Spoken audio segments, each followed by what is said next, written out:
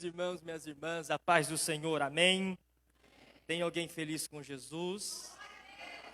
Nessa mesma alegria, por gentileza, você que trouxe a sua Bíblia, abra ela comigo, livro do Atos dos Apóstolos. Livro de Atos dos Apóstolos, capítulo 20. O versículo é o 7. Atos dos Apóstolos, Atos da Igreja Primitiva, o Atos do Espírito Santo, capítulo 20, versículo 7. Enquanto os irmãos procuram, eu quero aqui externar a Deus a minha gratidão, tributar a Ele toda a honra, toda a glória e todo o louvor. Somente Ele é digno, somente Ele é merecedor, e é por isso que estamos aqui esta noite, para adorarmos, glorificarmos e bendizermos o nome bendito de Jesus. Deixa eu perguntar, quantos vieram adorar somente aquele que é digno de toda a honra e de toda a glória? Glória a Deus. Quero ser grato a Deus nesta noite, pela vida do anjo desta igreja, o pastor dos irmãos, pastor Gilson Luiz. Muito obrigado pela confiança, pela credibilidade, por nos confiar a tribuna desse santo ministério. Seja Deus louvado pela sua vida, sua família, em nome de Jesus. Amém? Quero louvar a Deus também pela vida do pastor William. Muito obrigado, meu querido, pelo convite, viu? Me sinto honrado em poder atendê-lo, estar aqui com os irmãos, adorando e glorificando o nome bendito do Senhor. Quero louvar a Deus pela vida do meu amigo Carlos e sua noiva Vanessa, que nos trouxe até aqui para adorarmos a Deus juntos. Seja Deus louvado também pela vida de todos os pastores aqui, os obreiros. É um prazer estar com vocês, a todos os irmãos. Seja Deus louvado pelas vossas vidas, em nome de Jesus. Trago um abraço do meu pastor Eduardo, da Assembleia de Deus Ministério do Belém, ali de Jacareí, ao pastor Gilson e a toda a igreja, em nome de Jesus. Amém? Trago um abraço também da mulher mais linda do mundo, a minha esposa. Ela não pôde estar me acompanhando por ser regente do círculo de oração lá na nossa igreja. Ela não poderia deixar o grupo das irmãs, mas trago um abraço dela a todos os irmãos. Amém, meus irmãos? Sem mais delonga, Atos dos Apóstolos, capítulo 20, versículo 7, quem encontrou, diga amém. Diz assim a palavra do Senhor. No primeiro dia da semana, ajuntando-se os discípulos para partir o pão, Paulo, que havia de partir no dia seguinte, falava com eles e alargou a prática até a meia-noite. Havia muitas luzes no cenáculo onde estavam juntos.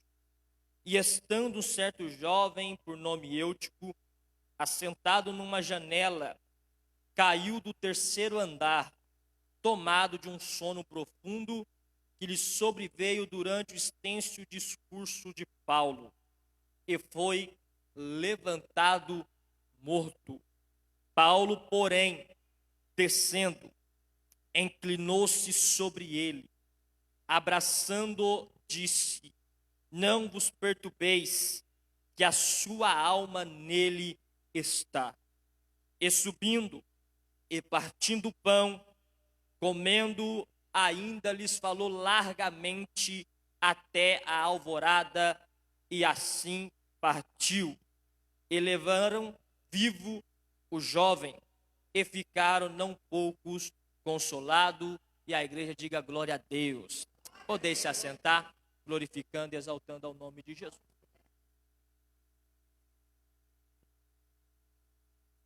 Meus queridos irmãos, Igreja de Jesus Cristo, noiva do Cordeiro, simpatizante dessa mesma fé, apóstolo Paulo, conhecido pela sua dupla cidadania, um homem judeu que conseguiu a sua cidadania romana, seu ministério vai ser marcado por 3 grandes viagens missionárias.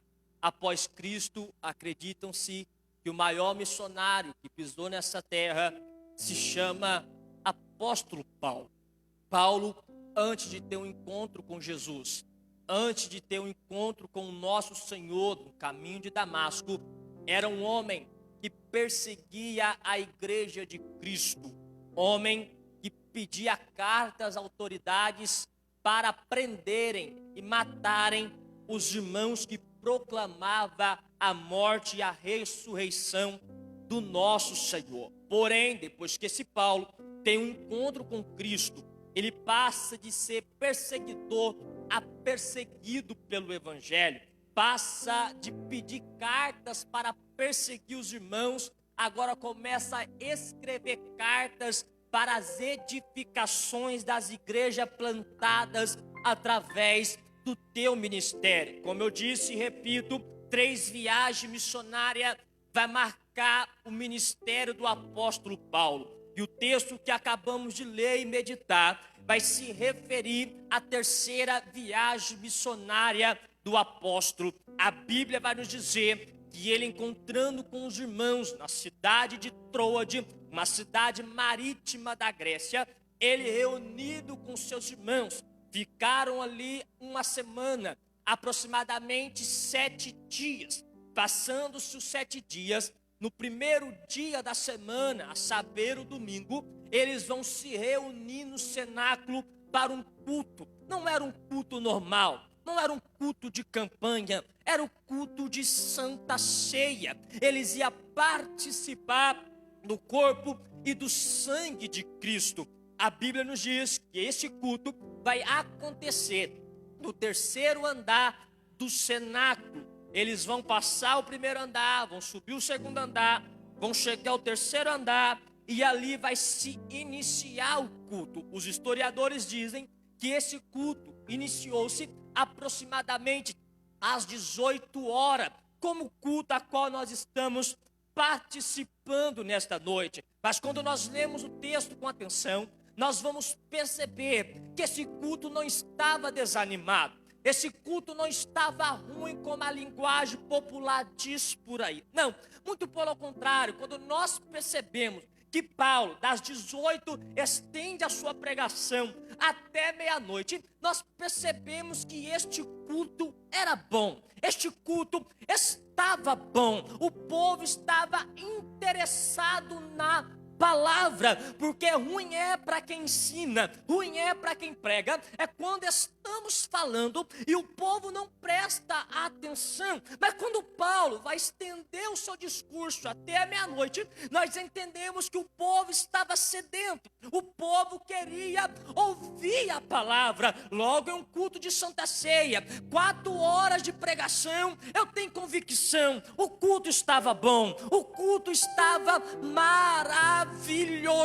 É bem verdade que tem algumas pessoas que cultuam e vão embora para casa dizendo: o culto estava desanimado, o culto estava frio, o culto não estava animado, o culto não estava do meu jeito, os irmãos desafinaram, o pregador estava com sono e eles dizem: o culto não estava bom. Mas vai ter alguém que vai participar do mesmo culto, ouvir os mesmos louvores, ouvir a mesma palavra, receber a mesma bênção apostólica. Chegando em casa, alguém pergunta: amor, como é que foi o culto? Ele vai dizer: foi uma maravilha. No primeiro louvor eu já senti o arrepio do Espírito Santo. E qual é a diferença, pregador? É que um veio só por vir, outro veio para oferecer culto àquele que é digno de honra e de glória. Culto não é Deus que desce do trono para cultuar o ser humano, não. Eu saí da cidade de Jacareí, vim em São José dos Campos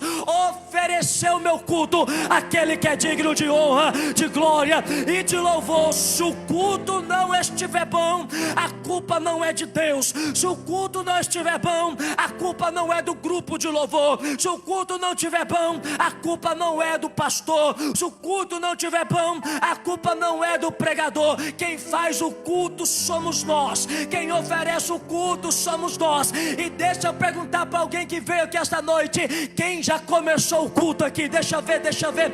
Uma mão é pouca. Só quem veio cultuar, levanta as 2 mãos lá em cima e adore a Jesus. Me ajuda a pregar. Pergunta para o seu irmão que está do teu lado: você já começou o culto? Pergunta. Porque tem pessoas que o culto começa, vai, acaba, e ele consegue entrar e ir embora sem cultuar. Agora diga para o seu irmão: o culto estava bom. Diga, o culto estava bom. Paulo vai estender o seu sermão. O culto estava maravilhoso. E agora a Bíblia vai nos dizer que um jovem por nome de Eutico, qual era o nome dele? Eutico. Vai passar o primeiro andar, vai subir o segundo andar, vai chegar no terceiro andar onde está acontecendo o culto bom. Eutico vai entrar, vai passar pelo meio do culto e vai para o canto do cenáculo. Vou repetir. Eutico passa o primeiro andar, sobe o segundo andar, entra no terceiro andar onde estava o culto bom, e mesmo o culto estando bom, Eutico consegue passar pelo meio e se assentar no canto. Aqui está o problema do início do culto de Eutico. Quando ele não fica no meio, quando ele não para no meio, porque é no meio que se envolvemos, é no meio que sentimos, é no meio que recebemos, é no meio que prestamos o nosso culto.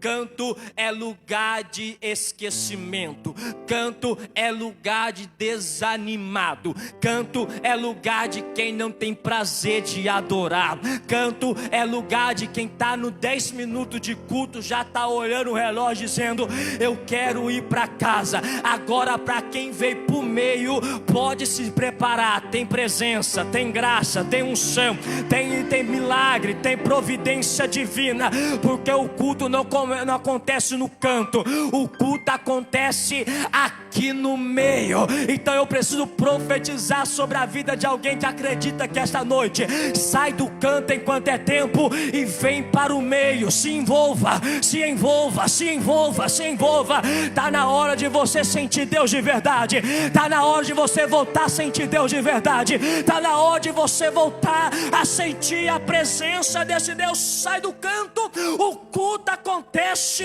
no meio. A Bíblia vai nos dizer, Lucas capítulo 5, versículo 19: estava Jesus na cidade de Cafarnaum, a casa estava cheia por causa da presença de Jesus. 4 amigos vai pegar o seu amigo paralítico, vai pôr sobre os ombros e vai até a casa aonde Jesus estava. Chegando lá, de tamanha multidão, eles acham espaço só em cima da casa, abre o telhado e a Bíblia diz que eles vão descer o paralítico no meio. Jesus olha e diz: perdoado estão os teus pecados. Lucas capítulo 6, versículo 8: Jesus estava pregando em um sábado em uma da sinagoga. Um homem com a mão mirrada estava sentado no canto. Todo culto que Jesus já está, tem fariseu. E o fariseu começou a dizer: quem é este homem que acha que tem poder ou autoridade para curar no dia de sábado? Jesus, para falar para o fariseu, mostrar para o fariseu que o dono da vida cura sábado, domingo, segunda, terça, quarta, quinta, sexta, de manhã, à tarde, à noite, madrugada, não importa o dia, não importa o horário. Ele pega o homem da mão mirrada e traz para onde? Para o meio. Imediatamente a mão dele fica sã. Certa vez Jesus está entrando em Jericó e um cego lá no canto, jogado às traças, à beira do caminho, começa a ouvir os passos de Jesus e começa a clamar: Jesus, filho de Davi, tenha misericórdia de mim. Jesus, filho de Davi, tem misericórdia de mim. De tanto clamar, Jesus ouviu quem estava no canto e disse: alguém me chama. Alguém na multidão diz: está no canto, esquece ele. Jesus, vai atrapalhar a reunião, vai atrapalhar o culto. Jesus disse: não, tira ele do canto e traz para o meio. Jesus olhou e disse: o que queres que eu te faça? Eu quero ver, então veja. E o cego voltou a enxergar. Apocalipse capítulo 1, versículo 9 ao 15. João, preso na ilha de Patmos, Deus o arrebata em espírito, e atrás dele ele ouve uma voz de trombeta que dizia: João, tudo quanto eu te mostrar, escreva a minha igreja. João diz que quando olhou para trás para ver quem falava com ele, ele viu 7 castiçais de ouros representando a igreja. E no meio dos 7 castiçais, um ser com cabelo branco, a cabeça branca, os olhos como chama de fogo, veste comprida, com um peito com um cinto cingido com ouro, com os pés que brilhava como um latão reluzente. Era o Cristo glorificado passeando no meio da igreja. Que mais? Vai lá, o próprio Jesus Jesus diz, Mateus capítulo 18, versículo 20: aonde estiver 2 ou 3 reunidos em meu nome, eu estarei presente aonde? No meio. Você quer milagre? Sai do canto, vem pro meio. Quer receber? Sai do canto, vem pro meio. O culto acontece, é no meio. E deixa eu ver quem vem receber esta presença. Deixa eu ver quem vem receber esta presença. Sai do canto.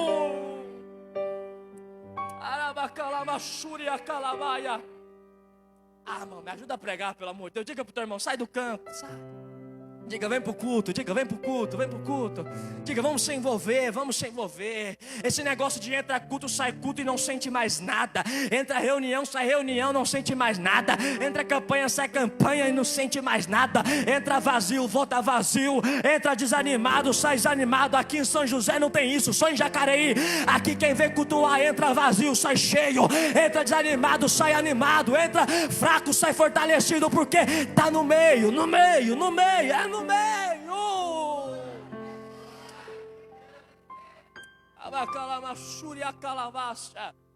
meio. E Eutico senta no canto. E a Bíblia diz que ele vai sentar na janela. Quando o Eutico senta na janela, logo nós entendemos: Eutico está correndo risco de vida. Afinal de contas, os pés estão para dentro, mas a cabeça está lá fora. Vou repetir: os pés estão dentro, mas a cabeça continua lá fora. Lembre-se, o culto está acontecendo no meio. Eutico está sentado no canto, na janela. Os pés estão dentro, a cabeça está fora. Quem está no culto olha e diz: Eutico está presente. Quem está no culto olha e diz: Eutico está no culto.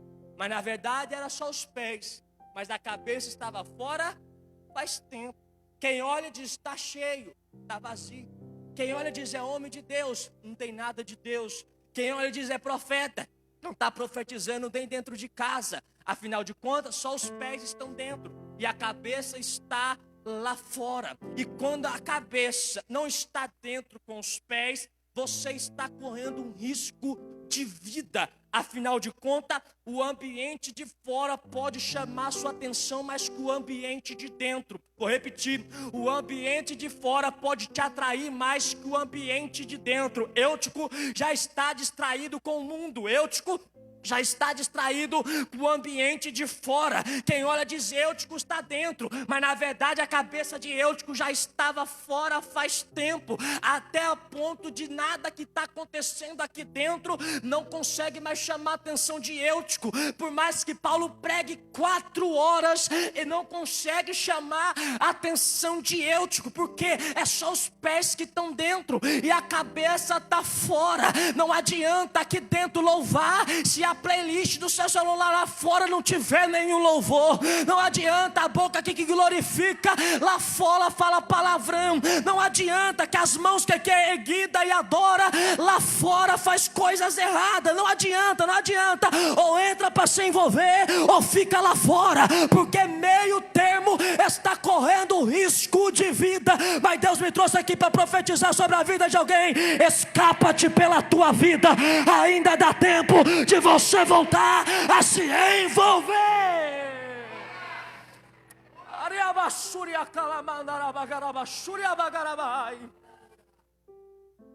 Não adianta, eu vou. É só mais um culto, eu tô. E a cabeça está lá fora. Ei, você está correndo risco de vida, cuidado. A queda está batendo na sua porta. O tombo está batendo na sua porta.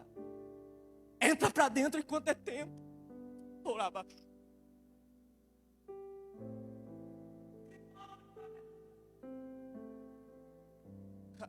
Amanhã pode ser tarde demais.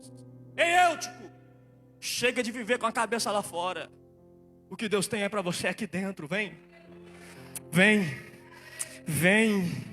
Vem, o que o mundo está te oferecendo é passageiro, o que tem aqui dentro é eterno. Vem, vem. O que o mundo está te oferecendo é alegria momentânea, mas aqui dentro a alegria é eterna. Vem, vem. Eu sei que aqui dentro às vezes não está do jeito que você gosta, não é da sua vontade, não é como você quer, mas aqui ainda tem proteção divina, aqui ainda tem proteção divina, aqui ainda você está guardado, está guardada.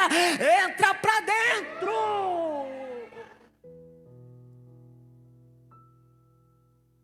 E Eutico está com os pés, a cabeça está lá fora, os pés estão dentro. E vai acontecer o inesperado. O cansaço vai bater. E está escrito que Eutico vai dormir. O problema de quem não está envolvido totalmente é que as coisas espirituais se tornam cansativas. Vou repetir. Quando não estamos envolvidos totalmente, as coisas espirituais se tornam cansativas. Para que tanto louvor? Para que ensaio? Para que tanta palavra? Para que oração? Para que meditar? Para que jejuar? Para que consagração? Para que tanto culto? Um domingo no mês está bom. As coisas espirituais se tornam cansativas. 10 minutos de culto não vê a hora de ir embora. 10 minutos de reunião não vê a hora de estar em casa. Está no primeiro louvor, já está olhando o relógio, já está incomodado, a cadeira parece que já tem formiga, não consegue ter paz mais para cultuar, não consegue mais cultuar com prazer, porque está na janela, a cabeça está lá fora e as coisas que acontecem aqui dentro vai se tornar cansativa a ponto de Eutico dormir na janela. E olha para mim, o problema não está em dormir. Porque dormir remete ao cansaço. Quem é o homem que não cansa? Todos cansam. O problema é onde Eutico dormiu. O problema não é dormir, o problema é onde Eutico dormiu. Mateus 25, 10 virgens, 5 prudentes, 5 loucas. Quem dormiu foi só as loucas? Não, as prudentes também dormiram. Mas tem um porém. À meia-noite ouviu-se um clamor. Aí vem o esposo. E às 10 escuta. Só um clamor é capaz de despertar quem dorme. Vou repetir. Só um clamor é capaz de despertar quem está dormindo espiritualmente. Qual é, pregador? Ele está chegando. Ele está voltando. Queira o inferno ou não, ele vem. Acredita o ateu ou não, ele vem. Queira as religiões ou não, ele vem. Aceite você ou não, Jesus vem buscar a sua noiva. E somente o clamor do arrebatamento pode despertar quem dorme espiritualmente. Escuta, se Jesus está voltando, não é capaz de te despertar mais. Não tem mensagem que te desperta. Não tem pregação que vai te despertar. E esse clamor vai gerar 2 reações em quem ouve. Quantas reações? Primeira reação. Aí vem o esposo. As prudentes. Glória a Deus. Aleluia. Maranata. Eu estou preparada. Vem, Senhor. Tu és a minha esperança. E a segunda reação, minha ajuda. Meu azeite acabou. Eu não tenho aonde comprar. Me socorre. Pode ser tarde demais. E a pergunta que não quer calar esta noite é: qual reação está sendo gerado em nossos corações? Eu preciso dizer: queira quem quiser, Jesus está voltando. Jesus está vindo aí. Desperta enquanto é tempo. Desperta enquanto é tempo. Cuidado, amanhã pode ser tarde demais. Amanhã pode não ter mais tempo para pagar o preço pelo azeite. Busca hoje, pague hoje, se consagra hoje, se envolva hoje, seja cheio hoje, recebe hoje. Volta para casa falando em mistério hoje. Volta para casa renovado hoje. Pelo amor de Deus, não inicie a semana mais uma vez da mesma forma que você terminou. Amanhã não, pelo amor de Deus. Vem para o culto, passou o primeiro andar, passou o segundo andar, está no terceiro andar, então se envolva, desperta. Jesus está presente na casa. E Eutico dorme. Eutico dorme. E quando ele dorme, ele cai do terceiro andar. E eu fico perguntando, será que alguém naquele culto não aconselhou Eutico? Será que alguém naquele culto não avisou Eutico? Será que alguém não chegou a dizer, Eutico, cuidado, você vai cair? Você acha que alguém já não tinha visto, Eutico? Você já está piscando fundo, Eutico. Cuidado, você pode dormir aí e cair. Talvez alguém disse, depois que Eutico cai, avisei, aconselhei. Não me ouviu, como alguns dizem, quebrou a cara. Não quis ouvir, caiu. Mas algo diferente vai acontecer. Uma mensagem que já durava 4 horas. Quantas horas? Paulo interrompe. E Paulo não vai perguntar o porquê Eutico caiu. Paulo não pergunta o porquê da queda de Eutico. Irmão, o conselho nós damos antes. Depois que caiu não adianta mais apontar. Depois que caiu não adianta mais julgar. Avisamos antes, aconselhamos antes. Depois que caiu está escrito. Paulo interrompe o sermão e desce. Desce. Enquanto alguém está dizendo, não me ouviu, caiu, quebrou a cara, Paulo diz, eu vou descer. Enquanto tem alguém dizendo, não quis ouvir, quebrou a cara, problema dele, Paulo diz, eu vou descer. Paulo desce o terceiro andar, desce para o segundo, desce para o primeiro, e chegando lá, ele está morto, e Paulo continua descendo. Enquanto a religião se afasta do morto, Paulo se aproxima do morto. Enquanto alguém diz não se aproxima, morreu, não podemos chegar perto, Paulo diz eu vou continuar descendo. Quando eu olho para esse texto, eu vejo somente a graça de Deus com o poder de descer até o nível do morto. Os religiosos não descem, a religião não desce, os fariseus não descem, os levitas não descem, os escribas não descem, mas a graça presente, Jesus Cristo, é única capaz de não perguntar o motivo da queda, é única capaz de não perguntar o motivo do tropeço, é único capaz de não perguntar o porquê caiu. Satanás diz, eu subirei e exaltarei o meu trono semelhante ao Altíssimo. A graça olhou e diz, eu não vou, eu vou descer. E sendo Deus, não teve usurpação ser igual a Deus, se aniquilou a forma de si mesmo e veio como homem e se humilhando, desceu como servo. Era a graça dizendo, eu desço, eu desço, eu desço, eu desço, eu desço. Caiu, eu desço. Tropeçou, eu desço. Tombou, eu desço. A graça desce.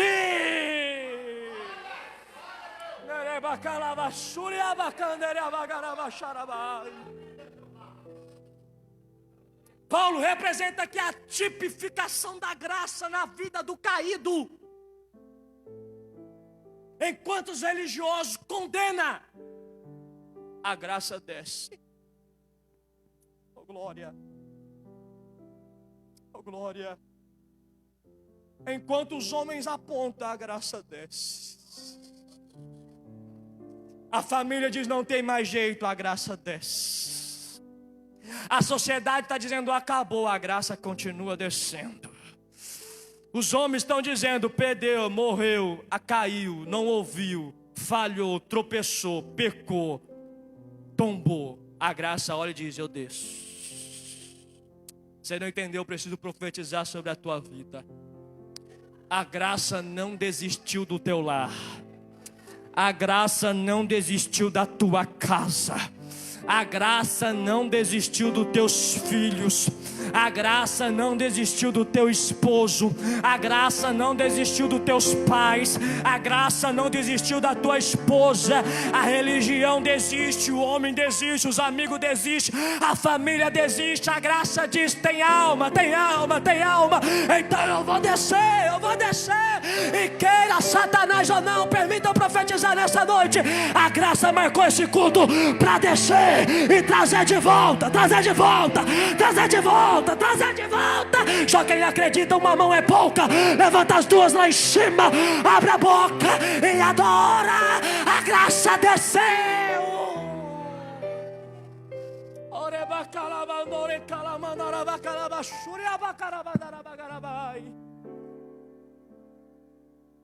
Só a graça é capaz. E fique em paz que Jesus vai visitar a vida de alguém aqui essa noite.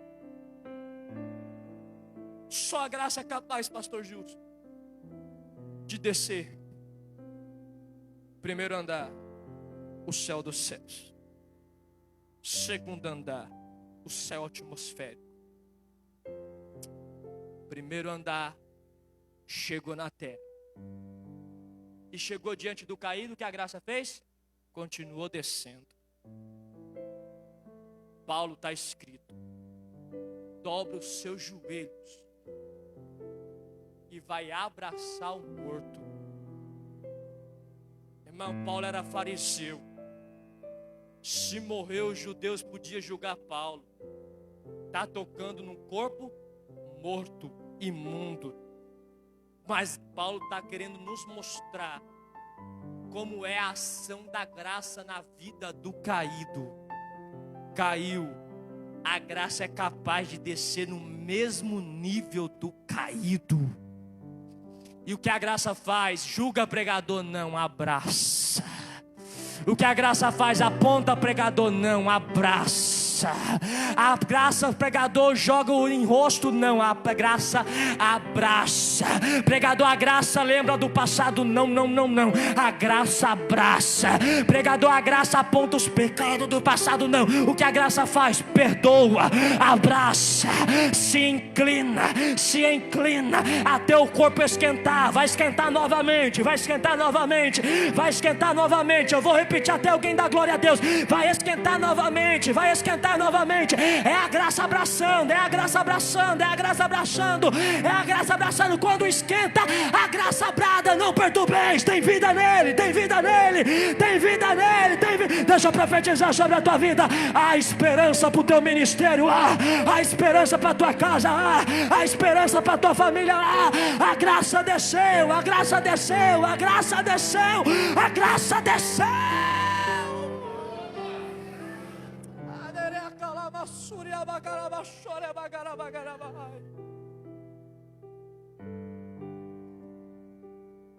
A graça. Paulo abraça o Eutico. Quando o Eutico esquenta, não perturbeis. A vida nele.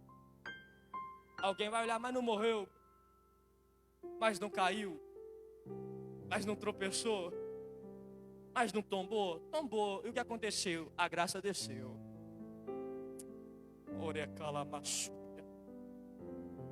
Eu preciso dizer para alguém: tem perdão de Deus para a vida de alguém que esta noite tem. Satanás não vai julgar mais a tua consciência. E eu estou falando porque o Espírito está me ordenando a falar. Tem perdão de Deus para a vida de alguém aqui esta noite. Vai voltar a sorrir de verdade, vai voltar a ter paz de verdade, vai sair desse quarto escuro, vai se abrir, vai levantar a cabeça, vai voltar a sorrir, vai voltar a adorar por prazer, vai voltar a cantar por prazer, vai voltar a sentir Deus, vai voltar a falar em mistério, vai voltar a profetizar. Porque quem entrou na história não foi o pregador Adeildo, quem entrou na história não foi o apóstolo Paulo, quem entrou na história foi a graça bendita.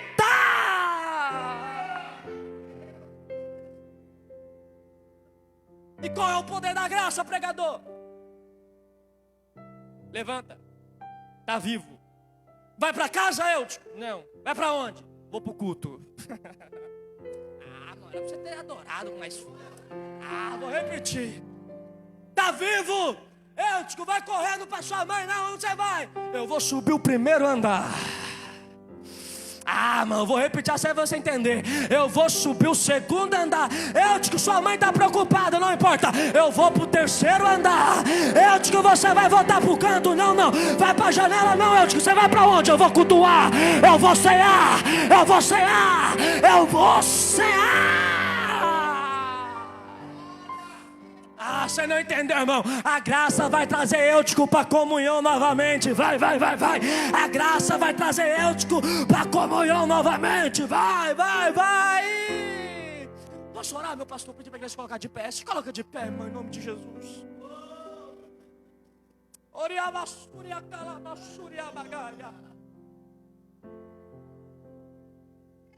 Eu prego a palavra desde os meus 15 anos de idade por misericórdia. Com 3 meses que eu reconciliei com Cristo, eu tive minha primeira oportunidade para pregar e graças a Deus nunca mais parei. Faz 10 anos por misericórdia. Mas na altura dos meus 16 anos de idade, um ano que eu tinha me reconciliado, eu sentei na janela que nem eu. Eu era diácono da igreja que eu congregava. E eu não ia mais por prazer no culto. Eu não ia mais para adorar no culto. Eu ia por ser diácono, eu tinha que abrir a igreja. Então eu não ia por prazer, eu ia por obrigação. E assim eu vivi 3 meses dentro da igreja, sentado na janela com os pés dentro e a cabeça fora. Num culto de terça-feira, eu chego do trabalho, vou para a igreja, saio do culto, vou para minha casa, deito para dormir. Os jovens batem no portão da minha casa. Nós tínhamos costume de irmos para o monte todo dia depois do culto. Isso há 9 anos atrás. Os jovens bateram na minha porta, aproximadamente 5, 6 jovens, e diz: Adeilton, vamos para o monte hoje? E eu lembro como se fosse hoje. Eu disse: não vou, eu estou cansado. Eles tentaram insistir, eu disse: não, eu estou cansado, eu trabalhei o dia todo, trabalho amanhã. Mas eu estou cansado, eu não vou poder. E na verdade, eram as coisas espirituais se tornando cansativas, não meu corpo físico. Eles foram embora, o monte ficava atrás da minha casa. E eu deitei para dormir e eu comecei a ouvir os gritos deles. O Carlos é testemunha, morava perto de casa. Eu comecei a ouvir os clamores deles no monte. E uma saudade invadiu meu coração. Uma saudade de Deus. Uma saudade do Espírito Santo de Deus. E eu ouvi aquela oração, eu lembro que eu comecei a chorar. E a única coisa que eu falei para Deus antes de me deitar para dormir foi: Jesus, eu sinto saudades da tua presença. Me dá força. Deitei, eu apaguei. 2h45 da manhã, o cachorro da vizinha que nunca latiu começou a latir do lado da minha casa. Eu preocupado, o cachorro não é de latir, eu acordo desesperado, abro a janela, o cachorro para de latir. Eu falo: vou me levantar, vou ao banheiro e volto a dormir, que eu tenho que acordar às 6 horas da manhã para ir trabalhar. 16 anos de idade. Eu levanto, vou ao banheiro, quando eu volto, eu olho para minha cama. O mesmo sentimento de antes de dormir invade meu coração, saudades. Um vazio que machucava minha alma. E eu dentro da igreja, os pés dentro, sentado na janela. E eu lembro, irmão, como se fosse hoje. Eu dobrei o meu joelho, enfiei o meu rosto no colchão. E a única coisa que eu falei, meio com a voz esmagada nas lágrimas, foi: eu estou com saudade, me dá força.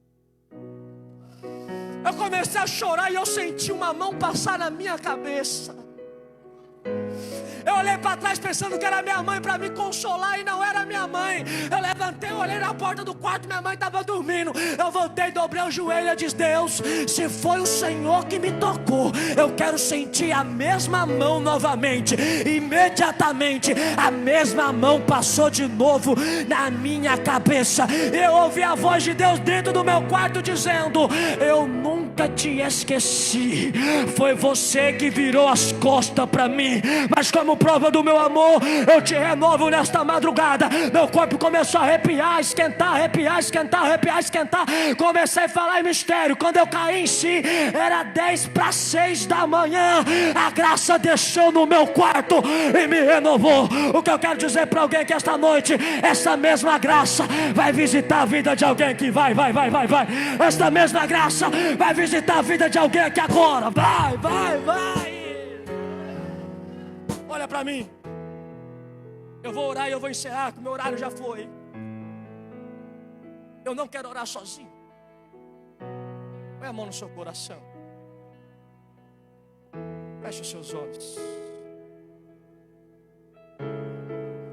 Eu vou te dar 30 segundos apenas para você meditar como anda a sua vida espiritual diante de Deus. 30 segundos para você meditar se você continua envolvido ou está no canto. Continua envolvido ou está sentado na janela. 30 segundos para você meditar. Quanto tempo faz que você não sente o Espírito de Deus de verdade?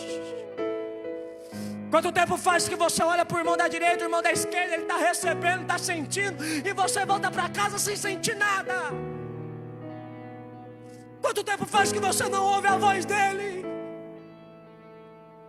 Meditou? Eu vou te dar 1 minuto para falar com Deus. Mas escuta, eu só vou começar a orar quando eu ouvir você orando. Não precisa fazer aquela oração teológica, não, magnífico, além das estrelas, não. Só seja sincero e sincera. Só diga: Jesus, eu sinto saudade da tua presença. Diga para ele: Jesus, eu não vigiei, eu tropecei, sentei na janela. Eu não sei qual vai ser sua oração, mas do que eu peço, só seja sincero. E já tem gente chorando aqui. E eu orei ele essa madrugada no meu serviço, e ele me disse: se encontrar sinceridade no coração de alguém, o Espírito de Deus ia abraçar a vida de alguém que esta noite. Eu vou dar 1 minuto para você orar, vai. Eu estou esperando você orar, vai. 1 minuto para você orar, vai. Eu estou esperando você orar, vai. Eu só começo a orar quando eu te ouvir, vai. Eu só começo a orar quando eu te ouvir, vai. Fala para ele: Jesus, eu não suporto mais viver longe da tua presença. Jesus, eu não suporto mais entrar culto, sai culto e eu não sinto nada. Jesus, eu não suporto mais entrar reunião e sai reunião e eu não sinto mais nem o arrepio do Espírito Santo.